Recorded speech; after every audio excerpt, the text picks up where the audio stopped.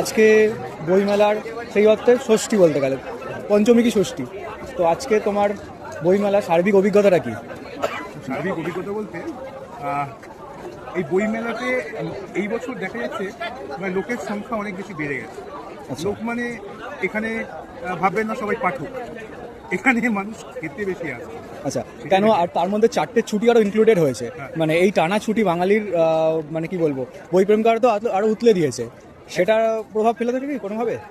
একদমই বইপ্রেমীরা আসুন, নতুন নতুন বই কিনুন এবং আপনাদের জ্ঞানকে আরও সমৃদ্ধ করুন। আর সবথেকে বড় বিষয় যে এত বড় একটি মেলা, সেই মেলায় এত মানুষের ভিড় এবং এত সংস্কৃতির মানুষের ভিড়, কারণ বিভিন্ন জেলা উপজেলা থেকে মানুষরা এই বই মেলায় আসছেন, বই কিনছেন, আবার পুরনো বন্ধুর সাথে দেখা হচ্ছে। তো সব মিলিয়ে এটা কি সংস্কৃতির মেলবন্ধন ঘটেছে। আজকে বইমেলার সেই অর্থে ষষ্ঠী বলতে গেলে পঞ্চমী কি ষষ্ঠী। তো আজকে তোমার বইমেলার সার্বিক অভিজ্ঞতাটা কি? সার্বিক অভিজ্ঞতা বলতে এই বইমেলাতে এই বছর দেখা যাচ্ছে মানে লোকের সংখ্যা অনেক বেশি বেড়ে গেছে। আচ্ছা। লোক মানে এখানে ভাববেন না সবাই পাঠক, এখানে মানুষ খেতে বেশি আসে। আচ্ছা, কেন? আর তার মধ্যে 4টে ছুটি আরও ইনক্লুডেড হয়েছে। মানে এই টানা ছুটি বাঙালির মানে কি বলবো, বইপ্রেমকার তো আরও উতলে দিয়েছে।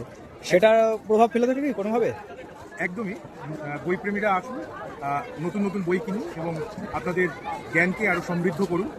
আর সবথেকে বড় বিষয় যে এত বড় একটি মেলা, সেই মেলায় এত মানুষের ভিড় এবং এত সংস্কৃতির মানুষের ভিড়, কারণ বিভিন্ন জেলা উপজেলা থেকে মানুষরা এই বই মেলায় আসছেন, বই কিনছেন, আবার পুরনো বন্ধুর সাথে দেখা হচ্ছে। তো সব মিলিয়ে এটা কি সংস্কৃতির মেলবন্ধন ঘটেছে।